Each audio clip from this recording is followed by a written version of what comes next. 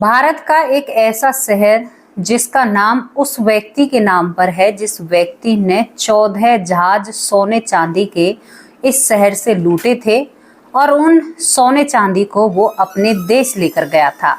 लेकिन हमें कोई फर्क थोड़ा ही पड़ता है। कोई बात नहीं, उसके नाम पर है, क्योंकि हमारा दिल बहुत बड़ा है ना, हम बहुत बड़े दिल वाले हैं।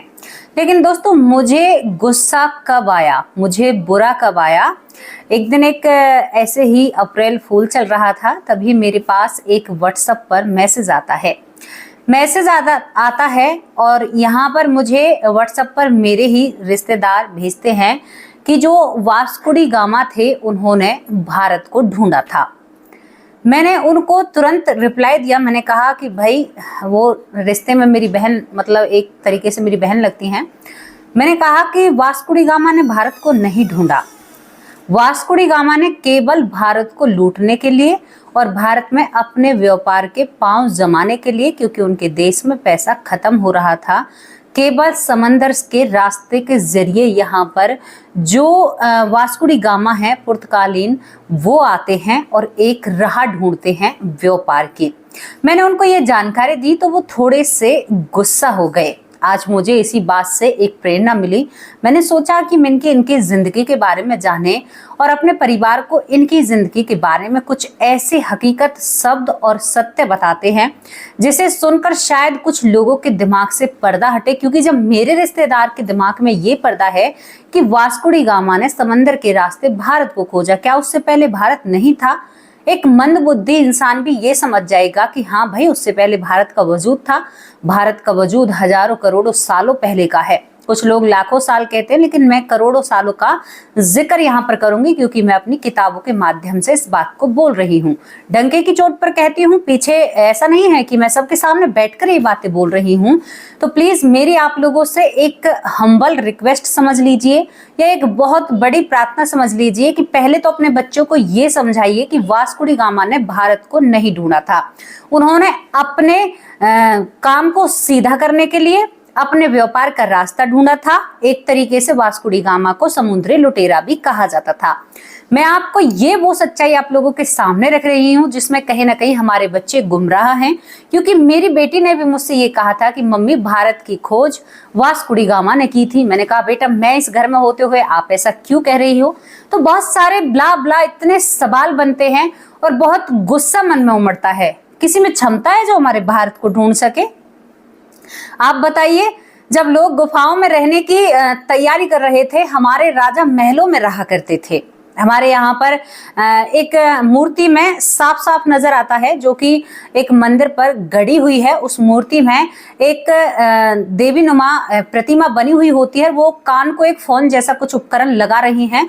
तो हजारों सालों पहले पता था कि ऐसी चीजों का भी निर्माण होगा। तो दोस्तों, मैं उस चीज का फोटो भी आप लोगों को दिखाऊंगी। तो इसमें ये दो राय बिल्कुल भी नहीं है। भारत को कोई नहीं खोज सकता, केवल भारत को लोग लूटने के लिए आए थे। तो चलिए वास्को डी गामा के ऊपर थोड़ी सी नजर डालते हैं। कौन सा वो शहर है जिसका आज भी वास्को डी गामा नाम है और बड़ा प्रसिद्ध है उसके ही नाम से, और वही वो शहर है जिसको लूटा गया था, जहां पर नरसंहार किया गया था और बहुत बुरा सब कुछ वहां पर हुआ था। नमस्कार दोस्तों, स्वागत करती हूँ आप सभी को। हमारा YouTube चैनल है वैष्णवी चौधरी के नाम से, और इसी नाम से हमारा Facebook पेज है, आप उसे भी फॉलो कर सकते हैं। और आपको आज हम एक नई जानकारी के साथ कुछ जानकारी देना चाहते हैं। एक छोटी सी जानकारी है अपने परिवार के लिए, और मैं चाहती हूँ कि मेरा परिवार इस जानकारी को अपने बच्चों तक जरूर बताएं और बच्चों के दिमाग पर जो पर्दा पड़ा हुआ है उसे हटाएं कि हमारे देश की किसी ने भी, यहाँ पर हमारे देश को किसी ने भी नहीं तलाशा है। हमारा देश पहले से ही समृद्ध था, सोने की चिड़िया कहलाने वाला देश था। हमारे देश में मसालों का व्यापार, कपड़े का व्यापार, हर चीज में हमारा देश समृद्ध था। हड़प्पा संस्कृति बहुत चीजों के चीख कर आप लोगों के सामने सबूत और मायने और चीजों की बात रखती है। मुझ पर आज उंगली खड़ी कर लो, लेकिन तुम आने वाले कल को जरा सोच समझ कर देखो। तो चलिए दोस्तों, वास्को डी गामा पुर्तगालीन थे। 20 मई 1458 को वो भारत में आते हैं समुद्री रास्ते से। वे यहाँ पर कालीकट शहर में आते हैं। जहां पर आते ही उन्होंने करीबन 3 महीने तक यहाँ पर वक्त बिताया। वास्को डी गामा 3 महीने तक यहाँ पर रहकर छानबीन करते हैं अपने देश में, जो कि पुर्तगालीन में यानी जिसे अब यूरोप कहा जाता है, उसमें खत पहुंचाते हैं या वहां पर जानकारी पहुंचाते हैं कि भाई हमने एक ऐसी जगह को ढूंढ लिया है जहां से हमारे देश की जो व्यवस्था, जो अर्थव्यवस्था खराब हुई पड़ी है वो सुधर सकती है। क्योंकि यहाँ पर जब वो आते हैं ना करीबन 20 मई 1458 को, तो उसकी आंखें चौंधिया जाती हैं। इतना ज्यादा धन, अपार सोना चांदी यहाँ पर देखकर वो हक्का बक्का रह जाता है, जो कि वास्को डी गामा था। अब वास्को डी गामा कैसी प्रकृति का इंसान था? वास्को डी गामा एक बहुत गुस्सैल था। वो समंदर का एक बहुत अच्छा नावकार था, यानी समंदर में जहाज चलाना और समंदर की रग रग से वो वाकिफ था। वास्को डी गामा हमारे देश में जब आता है तो ये कालीकट शहर में सबसे पहले प्रवेश करता है। 3 महीना रहने के जरिए इसके बाद ये बहुत सारे लोग मिलकर अब इस शहर को लूटने की तैयारी करते हैं। दोस्तों, ये शहर कालीकट शहर है, इसको लूटा जाता है और यहाँ पर एक वास्को डी गामा के नाम पर गोवा में शहर है। गोवा, जिसे गोवा कहा जाता है, उसे वास्को डी गामा भी कहा जाता है। अब इस कालीकट शहर को जब लूटा जाता है तो इतना सोना और चांदी, हीरे जवाहरात वास्को डी गामा इकट्ठा करता है कि उसे करीबन पुर्तगालीन से 14 पानी के जहाज बुलवाने पड़ते हैं और उन 14 जहाजों में वो टनों की बराबर उस सोने चांदी को लाद कर ले जाता है। देखो, मैं कोई नई बात आप लोगों को नहीं बता रही हूँ, आप लोगों को इन बातों के बारे में कुछ लोगों को जानकारी होगी, लेकिन मैं क्यों बता रही हूँ, अपने बच्चों तक इस जानकारी को जरूर पहुंचाएं। 14 जहाज सोना, आप सोचकर देखिए, क्या ये देश गरीब था? यहाँ पर शिक्षा सबसे नंबर 1 थी। दूर दूर से बच्चे यहाँ पर और देशों के बच्चे यहाँ पर पढ़ने के लिए आया करते थे। आज हमारे देश के बच्चे बाहर जाते हैं ना, और उस पढ़ाई को हमारी जो माताएं बहनें हैं अड़ोस पड़ोस की बड़ी बढ़ चढ़ कर कहती हैं कि अरे हमारा बच्चा तो फलाने विदेश गया है। क्या हमारे देश में कमी है? लेकिन लोगों की ईमानदारी की कमी है। सच में ही कह रही हूँ, सच में ही हमारे जो देश के लोग हैं ना, वो कहीं ना कहीं अपनी ईमानदारी से डगमगा रहे हैं और जयचंद जैसा काम कर रहे हैं।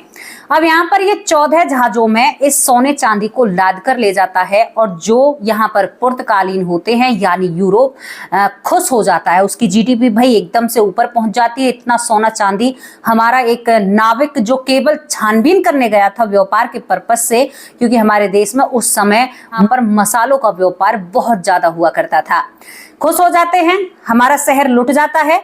हमारे देश के राजा महाराजाओं को कोई फर्क नहीं पड़ता है, एक आया और लेकर यहाँ से सोना चला गया। वास्को डी गामा अब दोबारा से भारत आने की तैयारी करते हैं।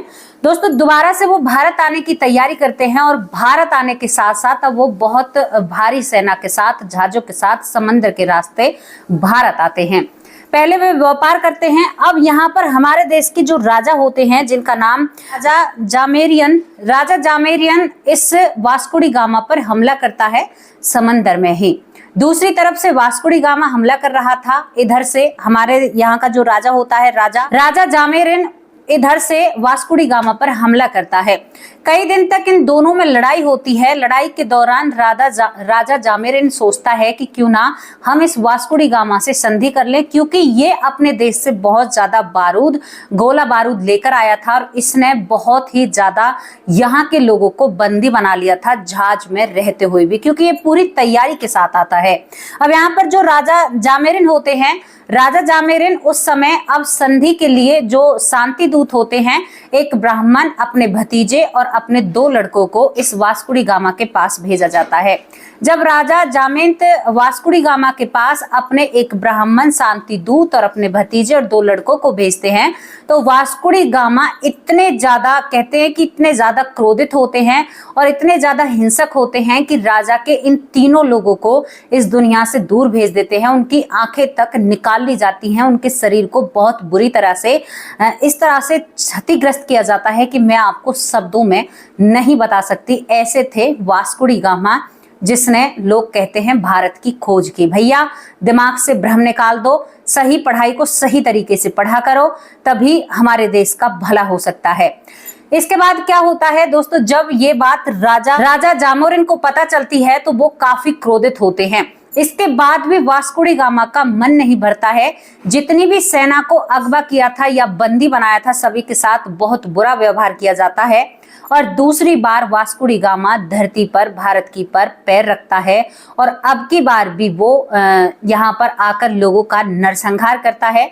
यहाँ पर कुछ हमारे जो संबंध या व्यापार और देश होते भी थे, उनसे भी वो समंदर के जरिए लड़ाई करता है, तभी उसे समुद्री लुटेरा कहा जाता है। वास्को डी गामा अब यहाँ पर एक पद पर आ जाता है। वो राज्यपाल के रूप में भारत में रहता है। दोस्तों, वो अब यहाँ से दोबारा से जहाज लाद कर ले जाता है और उसने यूरोप को समृद्ध मतलब बना दिया था। अब वो तीसरी बार भारत की धरती पर पैर रखता है।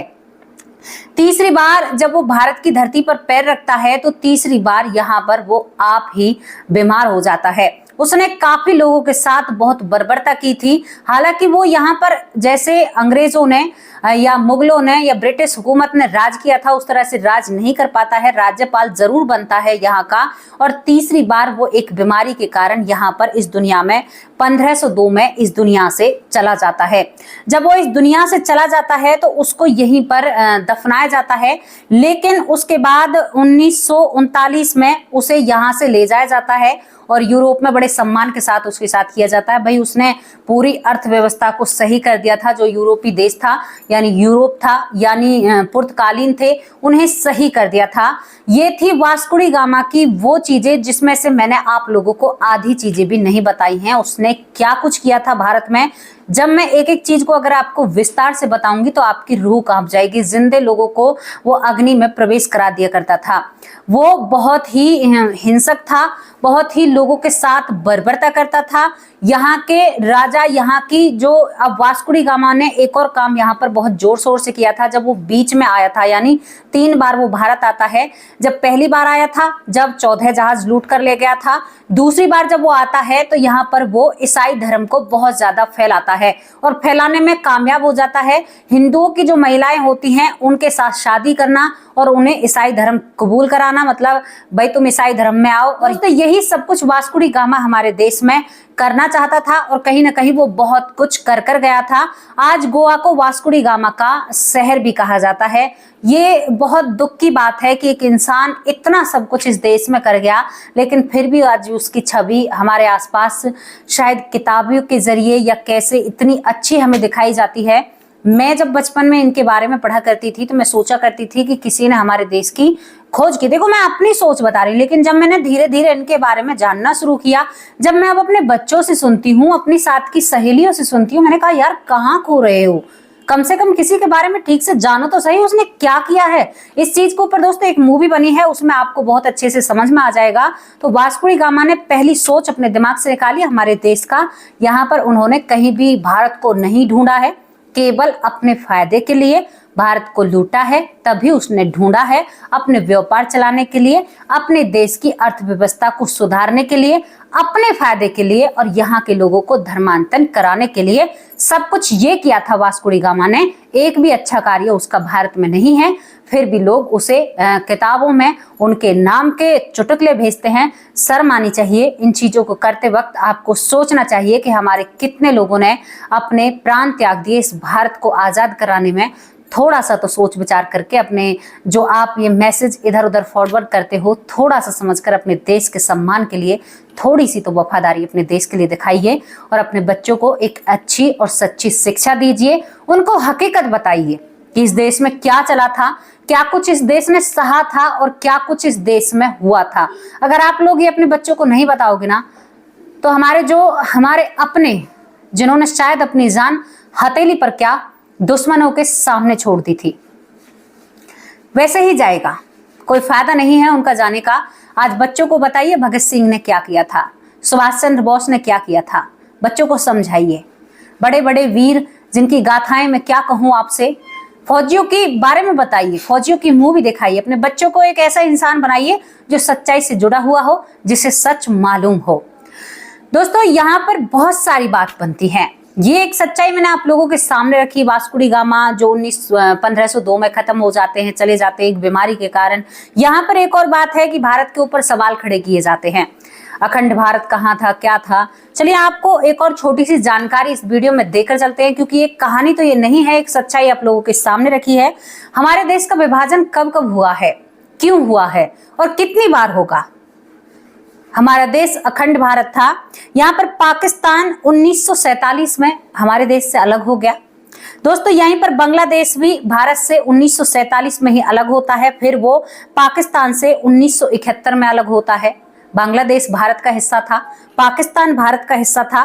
नेपाल हमेशा से एक आजाद, लेकिन महाभारत काल से नेपाल के भी जुड़े हुए हैं कि नेपाल भी भारत का ही हिस्सा था।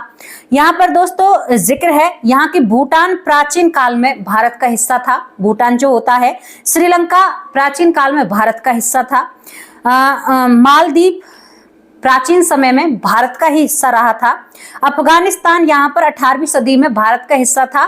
यहाँ पर गांधारी का जो मायका है वो अफगानिस्तान ही है, जिसे कांधार, गंधार कुछ भी कहते हैं, क्योंकि सुगनी को गंधार नरेश कहा जाता था। आप लोगों को भी पता है कांधार जिसे कहा जाता है, जो कि अफगानिस्तान का एक छोटा एक शहर है। लेकिन हमारी जो गांधारी थी, जो महाभारत काल में थी, वो अफगानिस्तान की थी। ये भी भारत का ही हिस्सा है। यहाँ पर म्यांमार जो वो भी 1937 में भारत से अलग कर दिया गया।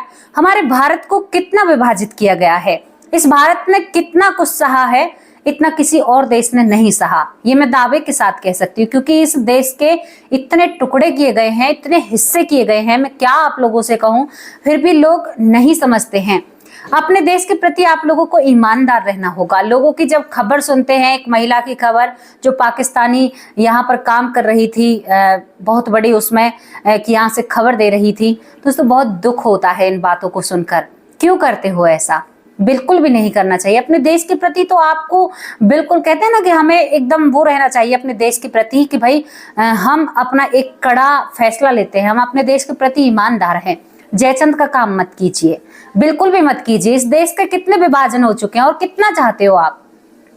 मैं बिल्कुल नहीं चाहती। मैं अपने देश से बहुत प्रेम करती हूँ। आज इस घटना को बनाने का और बताने का केवल एक ही उद्देश्य था, क्योंकि कई तरफ से मेरे पास सवाल आए थे और मेरे कमेंट बॉक्स में भी कई लोगों ने सवाल किए। यहाँ पर जो वास्को डी गामा होता है, भाई मुझे बुरा लगा, तो मैंने मेरी जो सोच थी और जो लिखा हुआ है, जो किताबी तौर में आप गूगल सर्च कर लीजिए, आपको वहां पर भी जानकारी मिलेगी कि वास्को डी गामा कैसा था, उसकी मानसिकता कैसी थी। वो जबरन धर्मांतरण कराता था लोगों का, जबरन लोगों को ईसाई बनाता था। जो भी आया, कोई मुस्लिम बना रहा है, कोई हिंदू बना रहा है, कोई यहाँ पर ईसाई बना रहा है। पता नहीं क्या चल रहा है, क्यों चल रहा है। भगवान के दरबार में सब एक ही हैं। आप यहाँ पर अपने आप को कुछ भी कहिए, कुछ भी, लेकिन जब वहां पर जाएंगे ना, सब एक ही हैं। लेकिन अपने देश के प्रति आपको ईमानदार होना पड़ेगा। मैं नहीं चाहती कि इस भारत में जयचंद जैसे लोग ज्यादा पैदा हों। तो अपने आप को सावधान और सतर्क रखिए। अपने बच्चों को सही ज्ञान दीजिए कि हमारे देश में क्या हुआ था। क्यों नहीं बताए हम वीर गाथाओं को अपने बच्चों को? क्यों दबाया गया? भगत सिंह का कोई चैप्टर ऐसे पूरे विस्तार से क्यों नहीं बताया गया किताबों में? भाई हमें तो वो जानना है ना। हमसे क्यों कहा गया कि वास्को डी गामा ने भारत की खोज की? इस चीज को ऐसे क्यों हमारे सामने रखा गया? ये भी तो कह सकते थे कि अपने मतलब के लिए, अपने देश के फायदे के लिए वास्को डी गामा समंदर के रास्ते हमारे देश में आया था। ये बेटर था, ये सही था। पर क्यों? मैंने खुद ने पढ़ा है, कहा गया है कि वास्को डी गामा ने भारत की खोज की। क्यों की भैया? कि भारत था नहीं, वजूद में नहीं था। अरे भारत तो इतना, क्या कहूं मैं, क्या कहूं मैं, किताब लिखने वाले से क्या कहूं मैं, जिन्होंने लिखा और लिख दिया। क्या जानकारी लिखी आपने? क्या सिखाया बच्चों को? सही नहीं सिखाया। आप ऐसे लिख सकते थे कि वो उनके देश की हालत बहुत खराब होती है, अपने देश की हालत सुधारने के लिए वो समुद्र के रास्ते भारत आता है। भारत जैसे देश में वो व्यापार करना चाहता है, हालांकि वो व्यापार के ही पर्पस से भारत आता है, ये सत्य है। लेकिन हमारे सामने उसे कैसे दिखलाया गया, कैसे बताया गया हमें कि खोज की। हाँ भैया, वो तो बहुत बड़ा खोजी था, आसमान से उतरा था, सीधा भारत में आकर और प्रवेश हो गया। भारत जैसा देश उसने बना दिया और उसके बाद उसका ये सब कुछ हो गया। अरे भाई, सोने की चिड़िया को खाक में मिलाने में कसर थोड़ी ही छोड़ी है लोगों ने।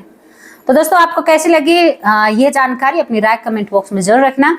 जो भी रखती हूँ सत्यता पर रखती हूँ, सोचती हूँ कि मेरे परिवार को जागरूकता मिले, मेरे परिवार को समझदारी मिले और मेरे परिवार को सोचने की बात मिले कि हम कौन से देश में पैदा हुए हैं। भगवान की एक असीम कृपा है कि हम एक ऐसे देश में पैदा हुए हैं, कोई माने या ना माने, कहते हैं ना कि इसी में से सभी के तार चले हैं। सबसे पहला देश भारत है। गर्व से कहो हम भारतीय हैं। वंदे मातरम। जय हिंद, जय भारत।